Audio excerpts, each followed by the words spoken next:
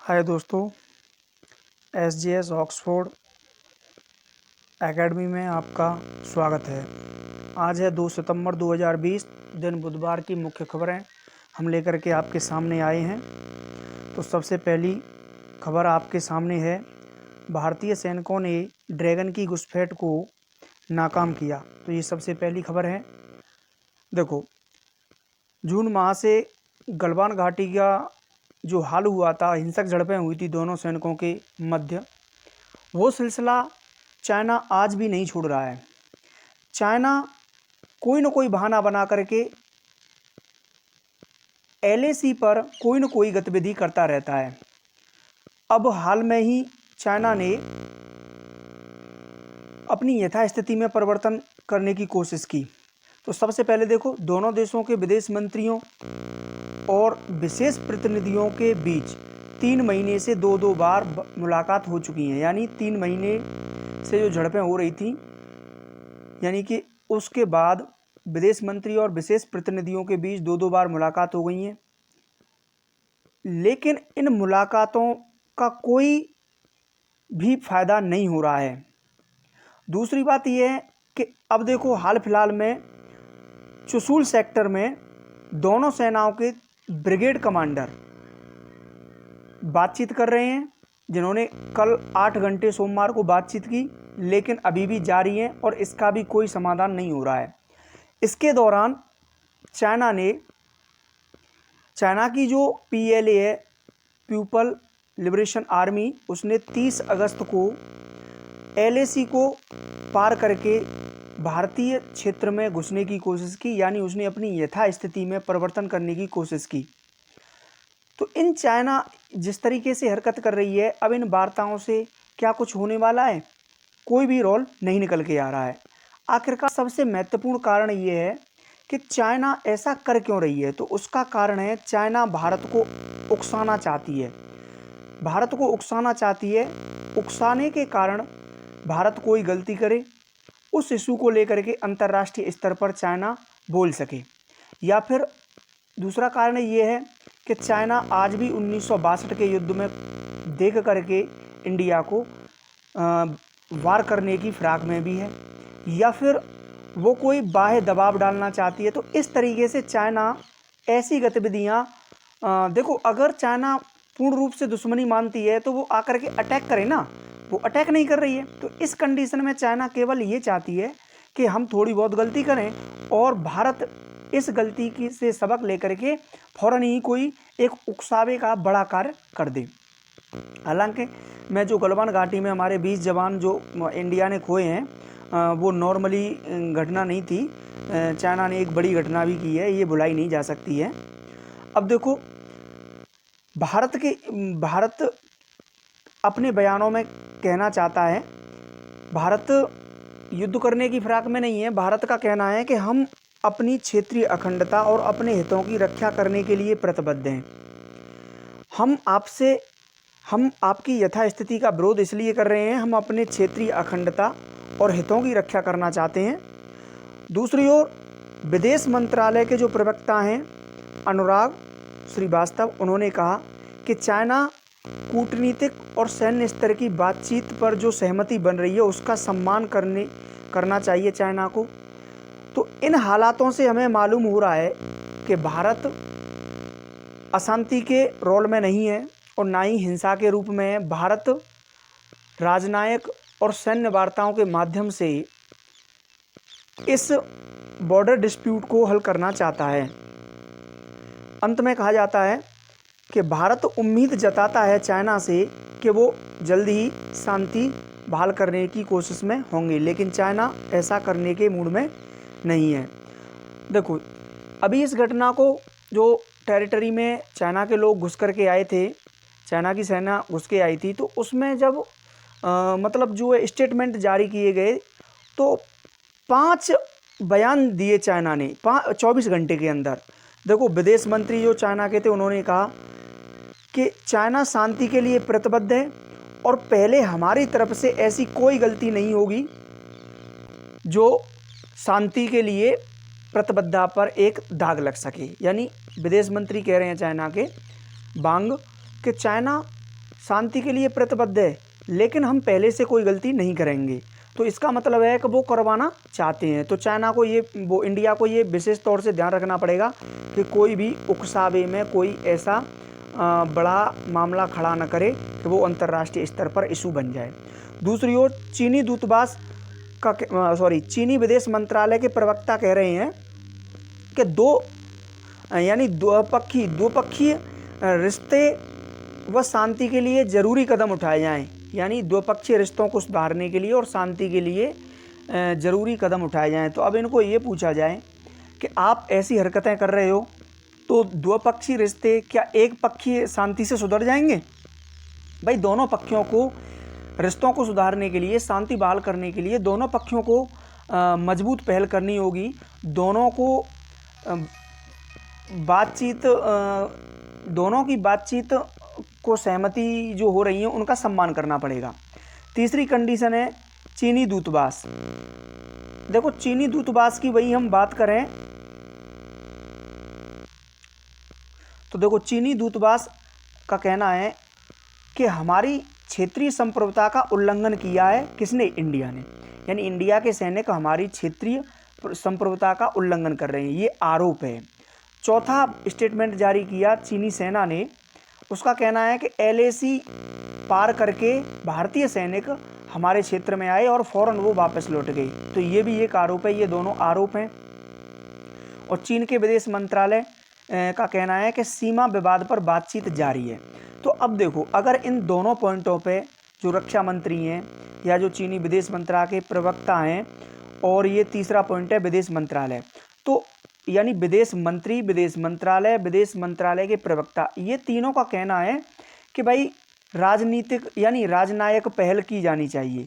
तो अब आप ये अनुमान लगाइए कि अगर राजनायक पहल करने की कोशिश कर रहे हैं तो भैया एक पक्ष से तो होगी नहीं, यानी दोनों पक्षों को सहमति को स्वीकार करना होगा। दूसरी तरफ जो चीनी दूतावास है और जो चाइना सेना है, ये आरोप मढ़ रही हैं कि ये हमारी संप्रभुता का उल्लंघन कर रहे हैं और हमारी टेरिटरी में इंडियन जो वो है सेना है वो घुस करके आई थी। अच्छा, नेक्स्ट पॉइंट है, देखो हुआ क्या था, पेंगोंग झील के दक्षिणी किनारे पर कुछ चोटियां बनी हुई हैं। इनमें जो चीनी सेना है उसने कैमरे और सेंसर उपकरण लगा रखे थे, लेकिन भारतीय जवानों ने चीनी सेना से पहले इन पर अधिकार कर लिया और अधिकार करने के बाद अब इन पे जो कैमरे और निगरानी उपकरण लगाए थे वो चीनी सेना को हटाने पड़े। तो इस तरीके से ये हरकतें चीनी सेना की बाज नहीं आ रही हैं। दूसरी तरफ भारतीय सेना ने इन चोटियों पर टैंक रोधी मिसाइलें भी तैनात की हैं, कुछ अतिरिक्त सैनिक भी तैनात किए हैं। अच्छा, उधर चाइना भी कम नहीं पड़ रहा है, चाइना ने भी टैंक और अतिरिक्त सैनिकों को भेज दिया है। तो कुल मिलाकर के यही कहा जा सकता है कि आप भी बार की सिचुएशन में है चाइना। हमें किसी भी तरीके से राजनयिक माध्यमों से और सैन्य वार्ताओं से इस मसले को हल करना होगा। दूसरा है, नेक्स्ट जो है खबर है वो है SCO की बैठक में राजनाथ सिंह रूस जाएंगे। देखो, यानी कि राजनाथ रक्षा मंत्री हैं और SCO संगठन के सभी रक्षा मंत्री, SCO संगठन के देशों के सभी रक्षा मंत्री रूस में होने वाली बैठक में सभी हिस्सा लेंगे। वहाँ पर रक्षा मंत्री राजनाथ सिंह भी जाएंगे, जो जाकर के उनकी मुलाकात चीनी रक्षा मंत्री से हो या इस तरीके का कोई द्विपक्षीय समझौते का योजना नहीं है कि वो जाकर के चाइना के रक्षा मंत्री से बातचीत करें। हाँ, इतना ज़रूर है कि वो रूस के रक्षा मंत्री सरगोई सोइंग के आमंत्रण पर वो वहाँ शंघाई कॉरपोरेशन के लिए जा रहे हैं और उनके साथ बातचीत करेंगे। जो रक्षा खरीद कार्यक्रम को तेज़ी लाने की योजना है उसको पूरा करने का प्रयास करेंगे। ये एक आगे बहुत अच्छी पहल होगी। वैसे भी रूस हमारा रणनीतिक पार्टनरशिप में आता है। अब देखो, रूस के सहयोग से जो प्रेजेंट टाइम में LAC पर जो गतिरोध चल रहा है, हो सकता है रूस के सहयोग से या रूस चीन और भारत के मध्य एक सहमति भी बनवाने का प्रयास कर सकता है। तो इस तरीके से ये जो रक्षा मंत्री हैं SCO में भाग लेने के लिए रूस जाएंगे। अब आगे की नेक्स्ट खबर है, देखो पाकिस्तान पाकिस्तान के जो आतंकवादी रणनीति, अब पाकिस्तान उसमें हार चुका है। पाकिस्तान को मालूम है कि काफ़ी लंबे समय से हम बड़े बड़े टेररिस्ट यानी आतंकवादी जो लोग हैं उनको तैयार कर रहे थे, युवाओं को एक से बढ़कर एक। लेकिन कंडीशन में अब क्या हो रहा है, भारत के जो सैनिक हैं वो एक पल नहीं करते बड़े बड़े आतंकवादी संगठनों के बड़े बड़े नेताओं को मारने में। अब प्रॉब्लम ये है कि अब पाकिस्तान ने दूसरी रणनीति अपनाई है। देखो वो क्या करता है, वो हथियारों का जखीरा लेकर के भारत के क्षेत्र में भेज देता है, जहां पर उसके आतंकी कुछ लोग हैं और उसके मददगार हैं, उन लोगों को ये हथियार मुहैया करा देता है, जिससे इससे आंतरिक इलाकों में दहशतगर्दी इस्तेमाल कर सकता है। तो इससे मतलब ये स्पष्ट भी होता है कि पाकिस्तान जो आतंकवाद का सिलसिला चला रहा था, अटैक कर रहा था, उसमें हार हो चुकी है। पाकिस्तान अब दूसरी पॉलिसी पर काम कर रहा है कि पाकिस्तान भारत में कश्मीर में ही कुछ हथियार भेज देता है, जो यहाँ के युवाओं को मतलब जो है आतंकवाद के मॉडल पर लेना चाहता है। तो ये भी पाकिस्तान की एक नई नीति निकल के आई है।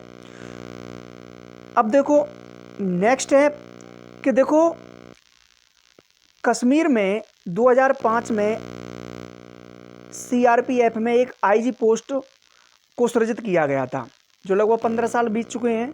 इस पोस्ट पर अभी तक कोई भी महिला आईजी नहीं बनी है। लेकिन अभी 1996 के तेलंगाना कैडर की एक आईपीएस अफसर हैं चारू सिन्हा को इस श्रीनगर सेक्टर की सीआरपीएफ की आईजी कमान दी गई है। इन्हें देखो ये बिहार में जो नक्सलवाद एरिया है वहाँ पर इन्हें पूरा अनुभव है, इन्होंने बहुत दिन वहाँ पे काम किया है। तो आतंकवाद से अब लड़ने के लिए अब इन्हें चारू सिन्हा को यहाँ की पोस्ट दी गई है। नेक्स्ट आर्टिकल है, देखो अगस्त के महीने में जीएसटी संग्रह यानी 86,449 करोड़ को अर्जित किया गया है। अगर पिछले वर्ष की समान अवधि में देखा जाए तो 98,202 करोड़ अर्जित किया गया था, जो पिछले वर्ष के मुकाबले काफ़ी कम अर्जित किया गया है। इसमें 15,906 करोड़ CGST से है और 21,064 करोड़ SGST से है और 42,264 करोड़ केंद्र और राज्य दोनों के संयुक्त हिस्सेदारी एकीकृत यानी IGST से है। तो इस तरीके से ये जो है GST के द्वारा जो टैक्स है वो वसूला गया है और 7215 करोड़ सेस भी वसूला गया है। तो इस तरीके से देखा जाए तो इन सबको जोड़ करके 86,449 के समथिंग इस अगस्त माह का GST आया, जो पिछले वर्ष के मुकाबले कम था। देखो सबसे ज़्यादा IGST के माध्यम से टैक्स को वसूला जाता है, यानी दोनों गवर्नमेंट की भूमिका IGST को वसूल करती हैं। IGST के द्वारा जो संग्रह किया जाता है उसका 18,216 करोड़ रुपए केंद्र को मिल जाएगा, 14,650 करोड़ रुपए ये राज्यों में बांट दिया जाएगा, ठीक है ना। और बाकी का पैसा जो है स्टोर करके वो वित्त आयोग की सिफारिश पर डिस्ट्रीब्यूट किया जाएगा। तो कुल मिलाकर के ये इस तरीके से टैक्स देखा जाए जो राजस्व है वो पिछले वर्ष के मुकाबले कम है। जब टैक्स कम है तो सिंपल सी बात है भाई, सरकार के पास संसाधन की कमी होगी। सरकार के पास संसाधन की कमी होगी तो वो खर्च कम कर पाएगा, खर्च कम करेगी तो फिर सिस्टम आगे का गड़बड़ होगा। अब देखो सरकार ने हाल ही में बताया है कि कोविड-19 से जो अर्थव्यवस्था यानी 23.9% यानी 24% के समथिंग नीचे आ गई थी।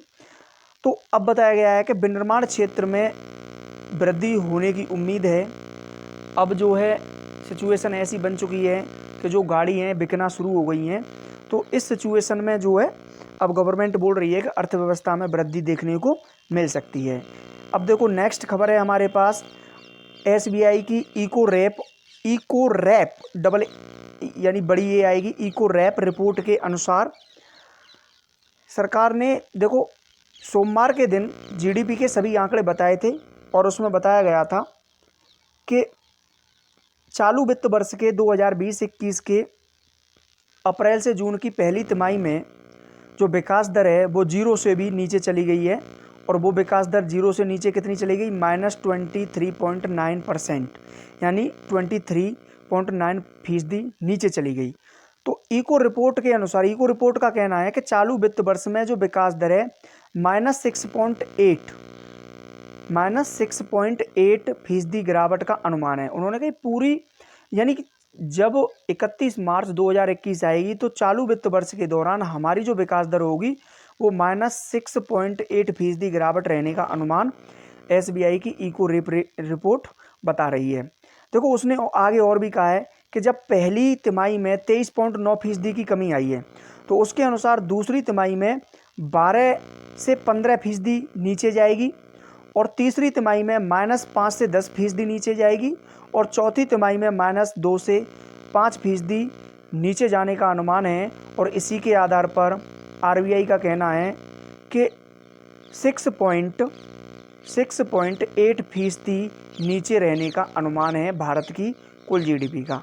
तो इस तरीके से जो है ये विकास दर मापने का एक इंडिकेट बताया था। अब देखो सुप्रीम कोर्ट ने हाल ही में दूरसंचार कंपनियों को काफ़ी राहत दी है। देखो 1,43,000 करोड़ के समथिंग दूरसंचार कंपनियां पर बकाई राशि थी, AGR नहीं जमा कर रही थी।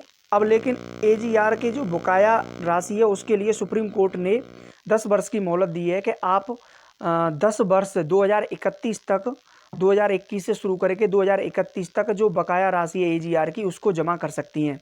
इसमें जो है बाहर की कंपनियों की तो बात छोड़ो, भारत की जो वोडाफोन, आइडिया, एयरटेल जो कंपनियां हैं इनको काफ़ी राहत मिलेगी, क्योंकि इन पे ज़्यादा, भारतीय कंपनियों पे AGR का ज़्यादा बकाया है, इसलिए इनको काफ़ी राहत मिलेगी।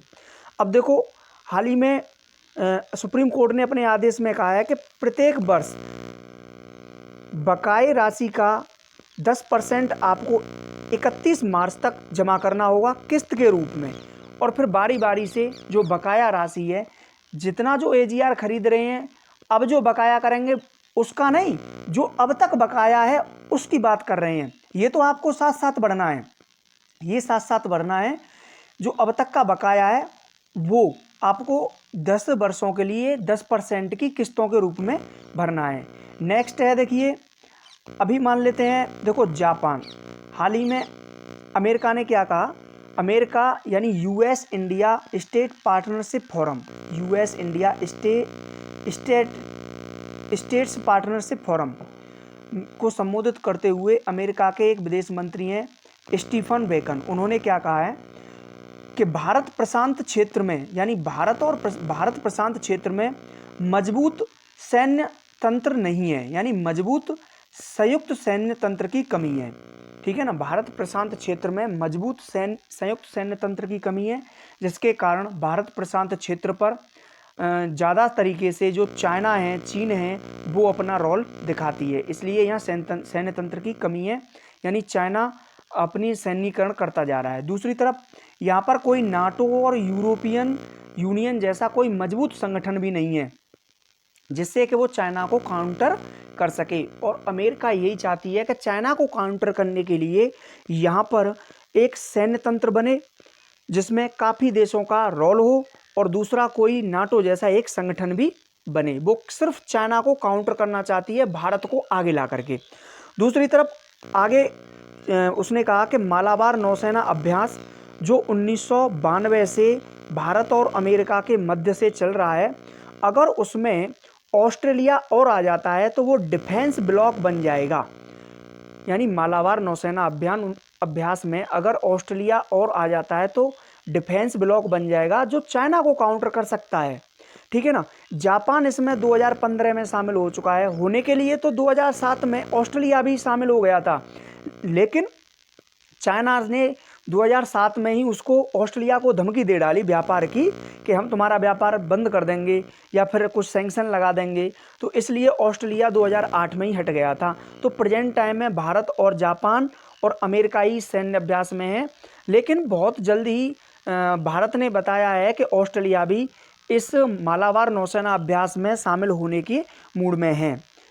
तो अगर ये आ जाता है तो डिफेंस ब्लॉक बन जाएगा, और चाइना का जो भारत प्रशांत क्षेत्र है उसमें रोल कम हो जाएगा, यानी ये इसको काउंटर करेंगे। दूसरी ओर देखो बिगन ने ये भी कहा कि आप चतुष्कोण सुरक्षा संवाद में वियतनाम, कोरिया तथा न्यूजीलैंड देशों को भी शामिल करो, यानी ये दक्षिण एशियाई देश हैं, आप इनको भी शामिल कीजिए, जिससे कि जो है चतुष्कोणीय संवाद सुरक्षा में जो है भारत का थोड़ा पक्ष ज़्यादा हो और चाइना का रोल कम हो। साथ में अपने हित में वीकेंड ने कहा है कि राष्ट्रपति चुनाव से पहले भारत के साथ अमेरिका एक छोटा कारोबारी समझौता भी कर सकती है। तो ये कुछ अमेरिका भारत के साथ करने की चाहता है। और अभी हाल ही में चाइना का जो पेंटागन है वो कह रहा है कि हम भारत को वैश्विक शक्ति बनाने में भरपूर सहयोग करेंगे। तो भारत को ये थोड़ा देख करके भी आगे चलना चाहिए कि अमेरिका एक दूर का देश है और चाइना एक नज़दीक का देश है। भारत को अमेरिका के साथ इतना भी नहीं आगे बढ़ना चाहिए कि कहीं चाइना को भूल जाए। चलिए नेक्स्ट न्यूज़ है हमारी। देखो कोविड के कारण काफ़ी लोग पीड़ित हुए हैं और ये डाटा संयुक्त राज्य अमेरिका ने पेश भी किया था, लेकिन मैंने यहाँ नोट नहीं किया है। उसमें बताया गया है कि इतने लोग मारे गए हैं, इतने लोग पीड़ित हैं, लेकिन संयुक्त राष्ट्र द्वारा ये सुझाव दिया गया है कि अब इसके आगे, यानी अब जो कोविड-19 का जो दौर चल रहा है उसमें उसके बाद 13.2 करोड़ कुपोषित लोग होंगे। 13.2 करोड़ इनकी संख्या कुपोषण से वंचित हो जाएगी। दूसरी तरफ यानी कि 67 लाख बच्चे, यानी अत्यंत कुपोषित बच्चों की संख्या में भी वृद्धि होगी। तो कुल मिला के संयुक्त राष्ट्र ये कह रहा है कि कोविड-19 का फर्क अभी केवल अर्थव्यवस्था पर ही नहीं पड़ रहा है, इसका असर कुपोषण पर भी पड़ेगा और इसमें 13.2 करोड़ लोगों की संख्या बढ़ जाएगी कुपोषित लोगों की, और 67 लाख अत्यंत कुपोषित बच्चों की संख्या में भी वृद्धि होगी। तो इस तरीके से संयुक्त राष्ट्र द्वारा ये बताया जा रहा है। दूसरी ओर देखो ब्राज़ील के रियो डी जेनेरियो के एक डॉक्टर हैं केसला रावल, उन्होंने दावा किया है कि जो जीका वायरस 1 महीने के बाद अगर किसी व्यक्ति को या किसी महिला को 1 महीना तक जीका वायरस रहता है या जीका वायरस उसके अंदर प्रवेश हो जाता है तो गर्भनाल के द्वारा जा कर के वो भ्रूण में भी पहुंच जाएगा और भ्रूण के भी जीका वायरस पहुंच करके वो उसके मस्तिष्क के विकास को रोक देगा। तो ये एक गंभीर समस्या है, इससे जो चाइल्ड होगा वो उसके मस्तिष्क का विकास काफ़ी प्रभावित हो जाएगा। ये बहुत बड़ी एक समस्या होगी। हाल ही में देखो 86 देशों में जीका वायरस है, उसकी खोज भी मतलब पता भी चल गया है कि 86 देशों में जीका वायरस है, आगे की रिसर्च चल रही है। दूसरी तरफ देखो नेक्स्ट है 180 की रफ्तार से जापान द्वीप ओकिनावा पर एक मैसेज नाम का तूफान है, मैसेज जो बढ़ रहा है, यानी ओकिनावा पर 180 की रफ्तार से, ये ओकिनावा जापान का एक द्वीप है जहां पर ये मैसेज तूफान बढ़ रहा है।